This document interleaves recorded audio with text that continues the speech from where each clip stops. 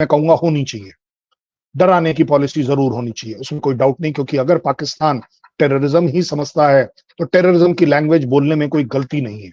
अगर China domination की, economic warfare की ही समझता है तो हमें भी उसको उसी में जवाब देना चाहिए। ये नया कि अब यूएस पाकिस्तान जैसी कंट्रीज को छोड़ता है। मेरा भी इंटरेस्ट है कि जिस तरीके से इंसर्जेंसी, एक्सट्रीमिज्म और टेररिज्म में यूएस मेरे साथ देता है, तो हमारा म्यूचुअल इंटरेस्ट है ना। लेकिन इसका मतलब ये नहीं है कि मैं उसके अंडर हूं, मैं उसका नेटो एलाई नहीं हूं, मैं उसका पार्टनर बनने को तैयार हूं। पार्टनरशिप और एलाई में यही एक बहुत बड़ा फर्क है, जिसको बोलते हैं ना बीपी बढ़ गया, हाइपरटेंशन बढ़ गई।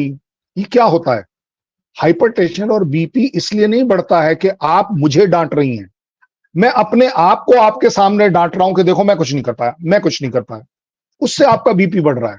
सो पाकिस्तान का एक्चुअली वही वाला हाल है, और उसको ये भी पता है कि उसका एक बहुत पुराना 50 साल से ज्यादा का जो पार्टनर है, जिसको वो पार्टनर समझता था, पार्टनर था तो नहीं लेकिन वो उस पर रिलाई करता था, वो ना केवल भारत की तरफ जा रहा है, वो पाकिस्तान को छोड़ रहा है।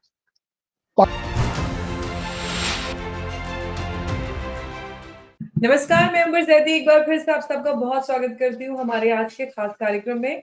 और आज हम चर्चा करेंगे रक्षा मंत्री के अमेरिका के दौरे पर, और इस पर चर्चा करने के लिए आज हमारे साथ मौजूद है कर्नल शैलेंद्र सिंह। बहुत बहुत स्वागत है सर आपका। जय हिंद, नमस्कार। Thank you very much. जय हिंद, नमस्कार। सर, हमारे रक्षा मंत्री राजनाथ सिंह अमेरिकन रक्षा मंत्री लॉर्ड ऑस्टिन के बुलावे पर अमेरिका के दौरे पर हैं, लेकिन उनकी यात्रा को लेकर कई सारे सवाल खड़े हो रहे हैं कि आखिर इस यात्रा का उद्देश्य क्या है, क्या बड़ी डील्स और क्या कुछ हो सकता है। सबसे पहले मैं ये समझना चाहूंगी कि इस यात्रा को लेकर ये भी कहा जा रहा है कि अमेरिकन कंपनी जो फाइटर जेट के इंजन नहीं दे पा रही है, उसको लेकर रक्षा मंत्री अमेरिका गए हैं। इसके अलावा क्या कुछ और इस विजिट से हमारे सामने निकल कर आएगा? मेरे ख्याल बड़ा इंपॉर्टेंट होगा कि हम सरल शब्दों में अपने देशवासियों को बताएं, पूरी दुनिया के सामने एक क्लैरिटी लाएं कि ये विजिट जो है ये अपने आप में इंपॉर्टेंट क्यों होती चली जा रही है, क्यों इस पर कमेंट आ रहे हैं, क्यों इसके ऊपर ऑब्जर्वेशंस करी जा रही हैं, क्यों इसे बड़ी नजदीकी से देखा जा रहा है, फेवरेबल कंट्रीज भी और अनफेवरेबल कंट्रीज भी। सभी देश क्यों देख रहे हैं? जो फेवरेबल कंट्री है वो इसलिए देख रहे हैं कि वो देख रहे हैं कि यस, क्या भारत यूएस को कन्विंस करने में सक्सेसफुल होता है या नहीं, वो निश टेक्नोलॉजी के लिए जो यूएस किसी को नहीं देता है, अपने बहुत करीबियों को नहीं देता है, वो अपने नेटो कंट्रीज को भी नहीं देता है, सारी की सारी, कहने का मतलब वो 40 कंट्रीज को नहीं देता है। कुछ एक चीजों में वो सिर्फ अपने 18 कंट्रीज को रिलायबल लेकर चलता है, जहां काफी कुछ किया जा सकता है। ये हो गया फेवरेबल। नॉन फेवरेबल का सबसे बड़ा चिंता इस बात की होगी कि किस तरीके से यूएस भारत को इंपॉर्टेंस दे रहा है, भारत के साथ काम करने को राजी होता चला जा रहा है, भारत को वो उस सो कॉल्ड निश टेक्नोलॉजी को, जिसको बोलते हैं ना सुप्रीम टेक्नोलॉजी को, न केवल देने के लिए शायद तैयार हो रहा है, बट उसकी टेक्नोलॉजी ट्रांसफर करने की बात चल रही है, काफी आगे की बात चल रही है। सो उन कंट्रीज के लिए जो नॉन फेवरेबल हैं, उनके लिए फिक्र तीन तरीके से है। एक, अब उनको कौन क्या देगा, कब तक चाइना से सामान ले लोगे पाकिस्तान, आपके वो F-16 जो यूएस के रखे हुए हैं आपके पास, कितने दिन तक आप उसको उड़ा लोगे, कितने उसके स्पेयर्स को काम ला पाओगे, कहीं ऐसा तो नहीं कि वो जो चिप उसके अंदर पड़ी है उसकी वजह से यूएस एक्टिवेट करके उसका स्टार्ट होना रोक दे। ये उन्हीं का एप्रीहेंशन है, मेरा नहीं है, ये उन लोगों का एप्रीहेंशन है। चाइना को फिक्र है कि अगर यूएस एक सिर्फ स्ट्रैटेजिक अलायंस नहीं करेगा, एक स्ट्रैटेजिक पार्टनर अगर बन जाएगा ऑन ग्राउंड, जब जमीनी तौर पर, तो क्या चाइना अपना जो भी तकलीफें इंडिया के लिए प्रोड्यूस करता है, क्या वो ऑन ग्राउंड कर पाएगा या नहीं कर पाएगा। सो ये एक मिला जुलाकर बहुत बड़ी बात हो जाती है कि यस, ये जो विजिट है इसको देश अपने अपने पर्सपेक्टिव से देख रहे हैं, अपने अपने सेल्फिश इंटरेस्ट की वजह से देख रहे हैं।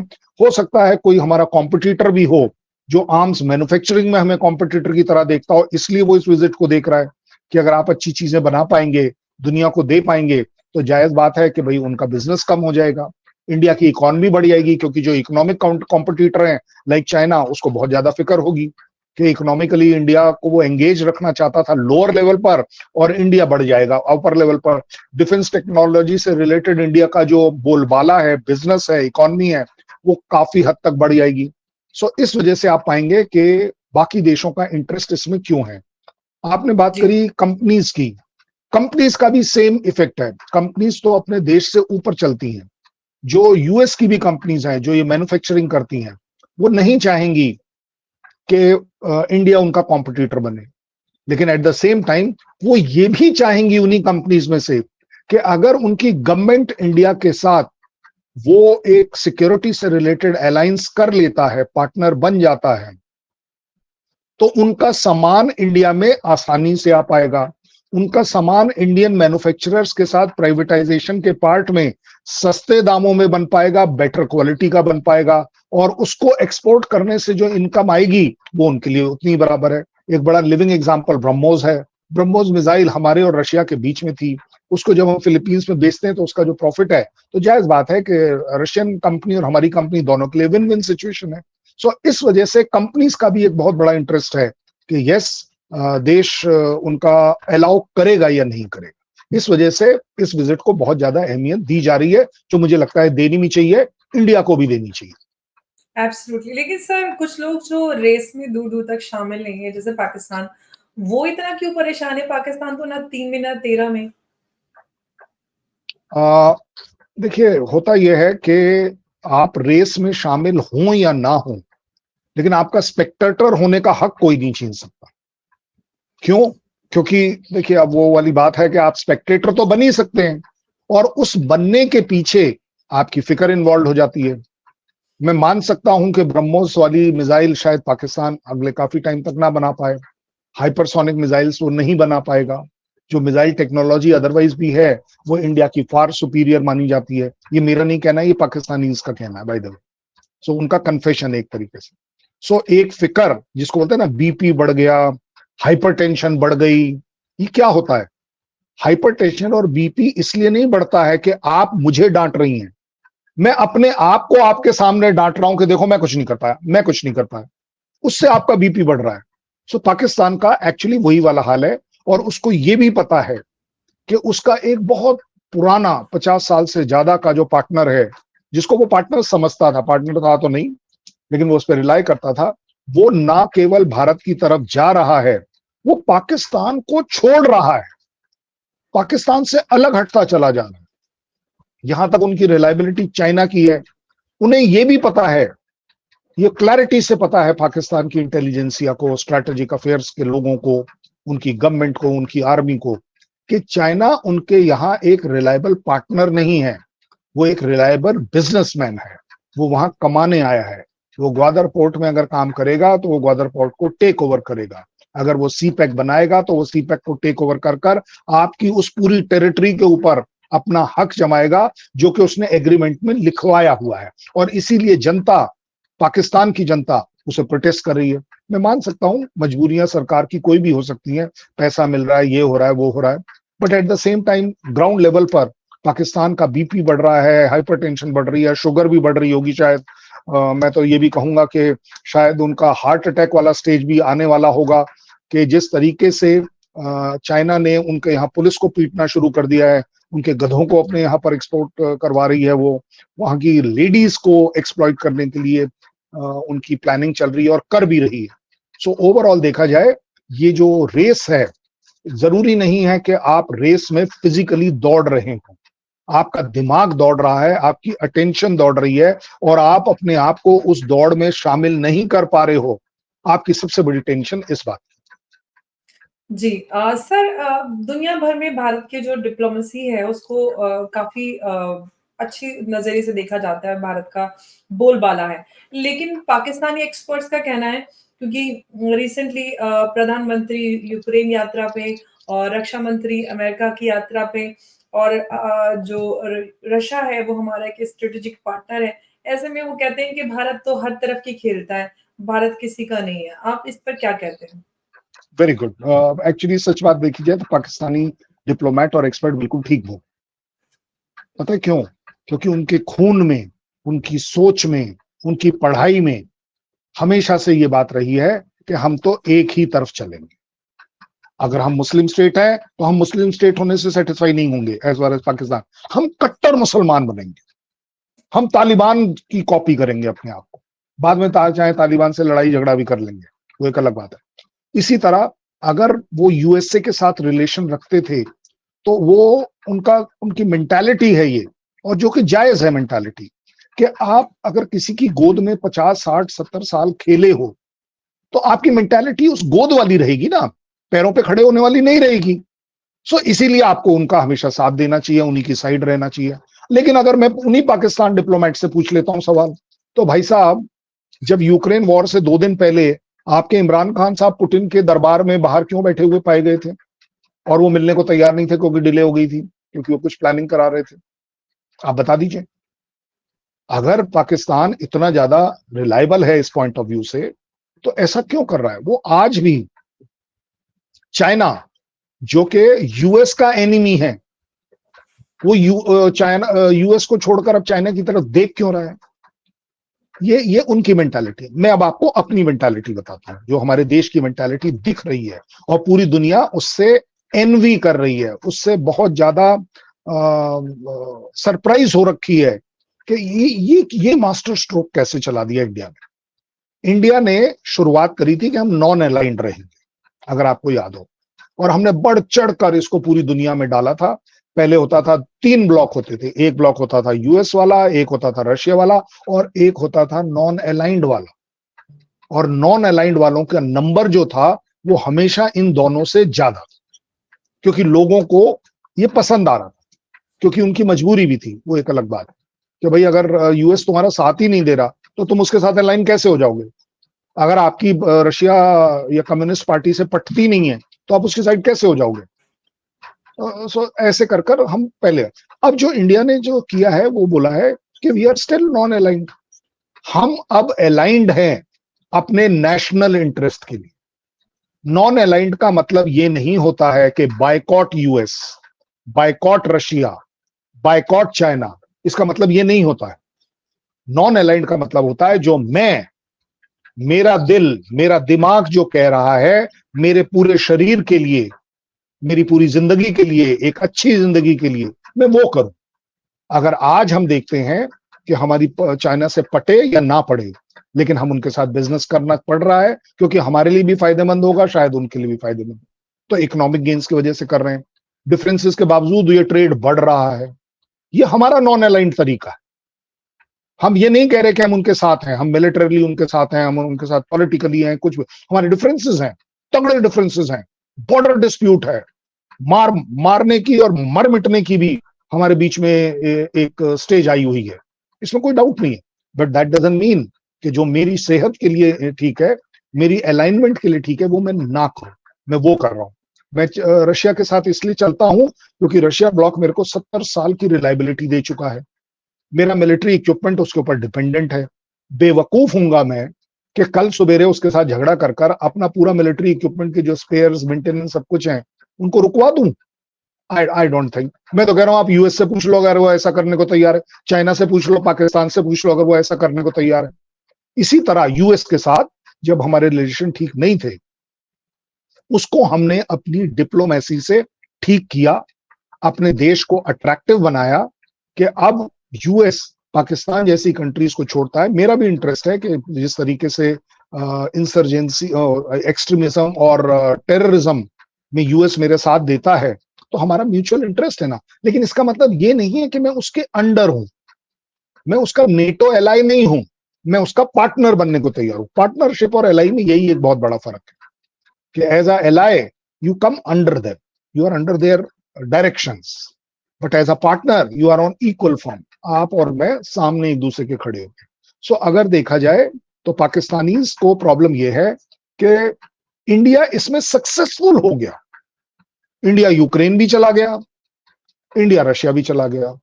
रशिया में जाकर यूक्रेन के लिए वो एक अच्छे शब्द बोल पाया कि this is not a era of war.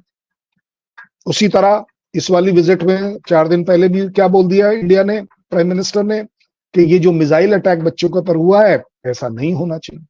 मेरे ख्याल वर्ल्ड में ऐसा कोई पैरेलल है ही नहीं कि एक समिट मीटिंग के अंदर एक दूसरा प्राइम मिनिस्टर उस कंट्री में जाकर उस कंट्री के प्रेसिडेंट की हाजिरी में इस तरह की स्टेटमेंट दे, और साथ ही साथ जब वो वापस यूक्रेन जाता है, in spite of the fact कि यूक्रेन के प्रेसिडेंट ने बड़े ही गंदे शब्दों का प्रयोग किया था जब वो गले मिले थे पुतिन से, बड़े अनपार्लियामेंट लैंग्वेज में बात करी गई थी एज डिप्लोमेसी इज कंसर्न, फिर भी वही झप्पी जिसके बारे में यूक्रेन के प्रेसिडेंट ने कंप्लेंट करी थी, एक ताना मारने की कोशिश करी थी, एक गंदे शब्दों का इस्तेमाल किया, वो खुद जाकर मिला। फिर क्यों मिले भाई? फिर आपने क्यों इनवाइट किया हमारे प्राइम मिनिस्टर को? क्योंकि उसे अहमियत पता है, और साथ ही साथ इंडिया को भी इस बात की अहमियत पता है, हमारे डिप्लोमेट्स को भी, हमारी डिप्लोमेसी को भी, हमारी पॉलिटिकल विल को भी ये बात पता है कि यूक्रेन का साथ देने का मतलब यूक्रेन को हथियार देना नहीं है, लेकिन पूरे के पूरे वेस्ट ब्लॉक को, पूरे वर्ल्ड को ये दिखाना है कि हम वहां जा सकते हैं जहां हमारी मर्जी है, हमारी अलाइनमेंट सिर्फ एक चीज के साथ है, एक नहीं लगभग दो चीजों के साथ। एक, मेरे इंडिया का इंटरेस्ट फर्स्ट होना चाहिए, उसके लिए मैं कोई भी अलाइनमेंट हटा सकता हूं, जुड़ सकता हूं। India first is my alignment, non alignment alignment जो मर्जी आए बोले। और दूसरा, ह्यूमैनिटी, मानवता मेरे लिए सुप्रीम है। जहां मानवता के खिलाफ कुछ भी होगा, इंडिया उस तरफ अलाइन नहीं करेगा अपने आप। अगर रशिया ने कहीं बच्चों को मारा है, उनकी गलती है, हम उसको मुंह पर बोलने के लिए तैयार। लेकिन अगर यूक्रेन उस लड़ाई को बढ़ावा देता चला जा रहा है, तो हम उसको भी रोकने के लिए तैयार है कि नहीं, आप बात करने की कोशिश करें, ये आपका गलत काम। हम यूएस को भी बोलने के लिए तैयार हैं कि आप पीसफुल रेजोल्यूशन के लिए क्या काम कर रहे हो? आप तो सप्लाई ऑफ आर्म्स करके इस लड़ाई को बढ़ा रहे हो, भयानक कर रहे हो, फायदा क्या है? This is what Pakistani diplomats and world over is talked. अभी यूरोपियन यूनियन का भी एक दिल्ली में कॉन्फ्रेंस हुआ था, उसमें भी उनका यही कहना था कि इंडिया हैज बीन लकीली, वो लकीली वर्ड इसलिए बोला जाता है क्योंकि आप में काबिलियत नहीं है, आप सोचते हो दूसरे को काबिलियत कैसे दे दूं, उसको बोल दो लकीली। भगवान की देन है कि इंडिया की ये जो डिप्लोमेसी है ये सक्सेसफुल हो गई। एंड यस, वो जरूर सक्सेसफुल हुई है, क्योंकि हमारे यहाँ पॉलिटिकल, डिप्लोमेसी, पब्लिक तीनों दो तरह की ही बात करती है, India first and humanity. Absolutely. लेकिन सर, अगर हम राजनाथ सिंह जी के यूएस विजिट की बात करें, तो इस विजिट के बाद अगर हम अपनी मिलिट्री स्ट्रेंथ की बात करें, उस पर कितना असर ये डालेगी, और उससे ग्लोबली क्या भारत को लेकर क्या असर होगा? अगर आप जनरल टर्म्स में पूछ रही है मेरे से, आप स्पेसिफिक भी बाद में पूछ लीजिए चाहे, बट अगर जनरल टर्म्स में पूछिए, military defence point of view, defence minister की ये विजिट फिनोमिनल होगी, गेम चेंजर होगी, और इसके रिजल्ट्स आपको अगले 2 दिन में नहीं मिलेंगे, 6 महीने में नहीं मिलेंगे। आप लॉन्ग टर्म में देखिएगा कि ये कितनी ज्यादा बेनिफिट करती है आपको 4 जगहों पर।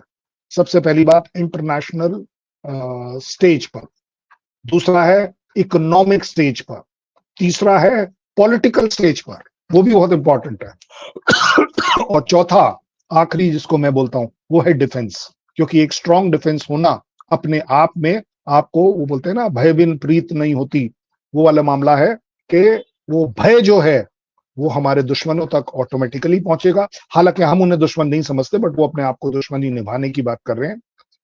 हमारा पॉलिसी इस तरह की नहीं रही है, और पर्सनली मैं कहूंगा होनी चाहिए, डराने की पॉलिसी जरूर होनी चाहिए, उसमें कोई डाउट नहीं। क्योंकि अगर पाकिस्तान टेररिज्म ही समझता है तो टेररिज्म की लैंग्वेज बोलने में कोई गलती नहीं है। अगर चाइना डोमिनेशन की, इकोनॉमिक वॉरफेयर की ही समझता है तो हमें भी उसको उसी में जवाब देना चाहिए, ये मेरा अपना है। लेकिन एज अ देश ऐसे नहीं चलता। आप और मेरे सिर्फ सोच अलग हो सकते हैं, रेडिकल हो सकते हैं, बड़े देशभक्ति के हो सकते हैं, लेकिन देश चलाने के लिए आपको एक बहुत अलग तरीके की मैच्योरिटी दिखानी पड़ती है। सो मिलिट्री स्ट्रेंथ में एक बहुत बड़ा इजाफा आएगा, आप देखेंगे। उसी मिलिट्री स्ट्रेंथ में मेक इन इंडिया में भी एक अव्वल दर्जे का आप स्टेटस डिफरेंस देखेंगे अब के बाद। अगर जो जो चीजें हम मांग रहे हैं, जिस तरीके के रिलेशंस हम मांग रहे हैं, वो अपने आप में phenomenal, mind boggling, game changing military strength हमारे पास आने वाली। एब्सोल्युटली। और जो जैसे कि आपने टेक्नोलॉजी ट्रांसफ़र की स्टार्टिंग में बात की थी, उसके बाद अगर यूएस टेक्नोलॉजी ट्रांसफ़र करता है भारत को, तो मेक इन इंडिया और आने वाले समय में काफ़ी फ़ायदेमंद भारत के लिए साबित हो सकती है।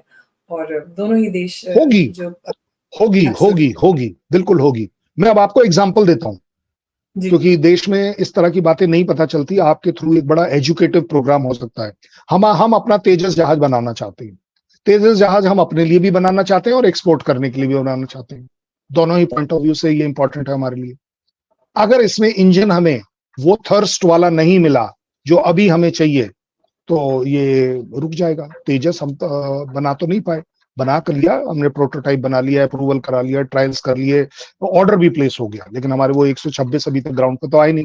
क्यों? क्योंकि उसके लिए क्रूशियल इंजन चाहिए, और वो इंजन हमने जी का 404 जो यूएस का है वो सेलेक्ट किया। जी वाले ने हाँ कर दिया।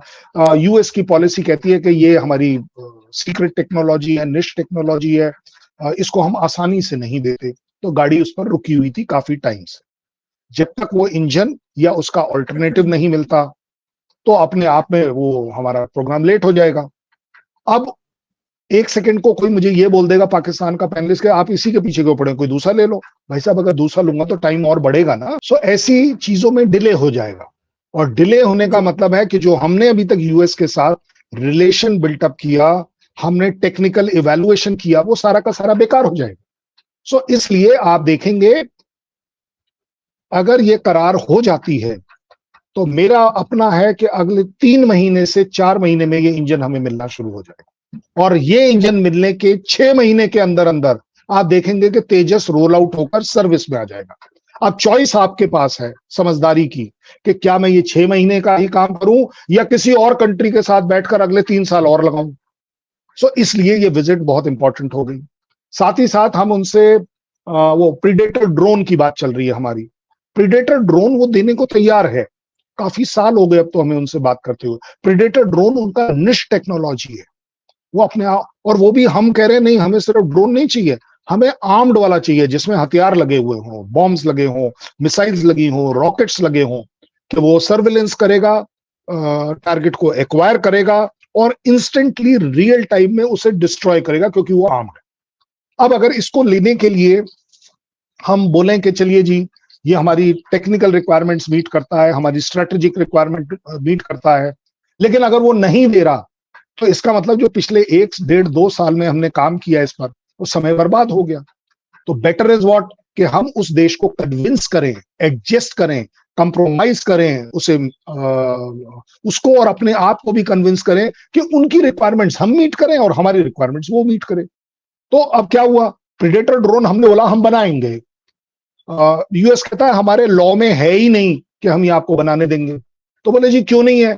बोले सर आप हमारे स्ट्रेटेजिक ग्रुप में नहीं आते, तो इस बार हमने उसको इन्वेड किया है, उसको हमने तोड़ा है, उस चक्रव्यूह जी, को, कि हम तुम्हारे अंदर नहीं आते ना, लीजिए अब मैं अंदर आ गया। उसको वो बोलते हैं सोसा एग्रीमेंट, सप्लाई ऑफ जी, security, security of supply. Security of supply का मतलब होता है कि जो मैंने आपको चीज दी है, उसके पीछे एक सिक्योरिटी जो चाहिए कि आपको इसके स्पेयर्स मिलेंगे, इसका सब कुछ मिलेगा, और इसको हम किसी भी मेंटेनेंस तरह से करवाना। सैबोटाज नहीं करेंगे, कहने का मतलब। सो वो जो सिक्योरिटी है सप्लाईज में, वो रहेगी, चाहे आप किसी और कंट्री के खिलाफ अपने आप को प्रोजेक्ट करें या ना करें, या कोई दूसरा कंट्री, चाइना, मैं स्पेसिफिक चाइना का नाम ले लेता हूं, कि चाइना आपके ऊपर अगर किसी भी तरह से कुछ गड़बड़ करता है, तो हो सकता है कि हमें चीजें और देनी पड़े। तो सिक्योरिटी ऑफ सप्लाई का मतलब ये होता है कि आपको उससे रिलेटेड निश्चिंत हो। इंडिया ने क्या मांगा? इंडिया ने बोला नहीं जी, हमें इसको मैन्युफैक्चर करना है, मेक इन इंडिया में हमें इसे कन्वर्ट करना है। उन्होंने बोला जी हमारी पॉलिसी में नहीं है, तो बोले चलो जी कॉम्प्रोमाइज कर लेते हैं, 30% आप करिए, उसकी जो सुपर टेक्नोलॉजी वाला पार्ट है वो हम करेंगे। इंडिया ने उसे एक्सेप्ट कर लिया। मेरे हिसाब से वो इस बार थ्रू हो जाना चाहिए, क्योंकि पहली बार ऐसा हो रहा है कि वो लोग कर रहे हैं। और सबसे बड़ी बात है, ये सोसा जैसा एग्रीमेंट जो है, वो अमेरिका ने सिर्फ 18 कंट्रीज में किया हुआ है, जिसको वो अपना बिल्कुल क्लोज समझता है, उन्हीं को देता है, वो रिलायबल है। इंडिया के साथ उन्हें एक प्रॉब्लम है, मैं मानता हूं, इसे जिम्मेदारी से समझता हूं और ओन अप करता हूं, कि उन्हें लगता है कि आप रशिया ब्लॉक के हो, क्योंकि आपके साथ ज्यादातर इक्विपमेंट वहां है। सो इस चीज में वापस उनको कन्विंस करना कि अगर रशिया का इक्विपमेंट मेरे पास है तो मेरे पास फ्रांस के राफेल भी हैं, मिराज भी हैं। इसका मतलब ये नहीं है कि मैं इधर की टेक्नोलॉजी उधर दे देता हूं, उधर की इधर दे देता हूं। हमने प्रूव किया है अपने आप को, एंड आई थिंक ये चीजें इस बार हो जानी चाहिए। बिल्कुल, और इस बार ये शो होता है तो ये अपने आप में एक ऐतिहासिक होने वाला है, और इसका भारत की जो मिलिट्री स्ट्रेंथ है उस पर काफ़ी असर पड़ेगा। साथ ही साथ जो मेक इन इंडिया है, उसको भी लेकर दूसरे देशों में जो भारत हथियार और ये सब बनाने का काम कर रहा है, उसमें काफ़ी असरदार साबित होगा। बहुत-बहुत शुक्रिया सर आपका इस टाइम मैं चर्चा आपको एक करेक्ट कर दूं, ये सिर्फ मेरे भारत की डिफेंस फोर्सेस को नहीं वो अफेक्ट करेगा, वो तो करेगा ही एब्सोल्युटली, करेगा, मेरी इकोनॉमी, एब्सोल्युटली सर। वो मेरी इकोनॉमी को भी एफर्ट करेगा। और जब इकोनॉमी बिल्कुल, एफर्ट होगी तो आप और मैं मीडिया में भी अफेक्ट होंगे। जिस तरह से एब्सोल्युटली आप सर। ये शो कर रही हैं, लोग आपका शो देखेंगे, लोग आपके शो को पसंद करेंगे। ये भी एक अपने आप में लोगों को रोजगार मिलेगा, जिसके लिए सबसे ज्यादा इस समय मारामारी मची हुई है। ओवरऑल जी सर, इंप्रूवमेंट होगी। जब हम एक्सपोर्ट करेंगे चीजें, हमारे लोग बाहर जाएंगे, हमारा अपग्रेडेशन होगा। सो आप बिल्कुल, ओवरऑल बनाकर देखिए, ये विन विन सिचुएशन नहीं है, ये आपके एब्सोल्युटली, लिए एक सुपर विन सिचुएशन है।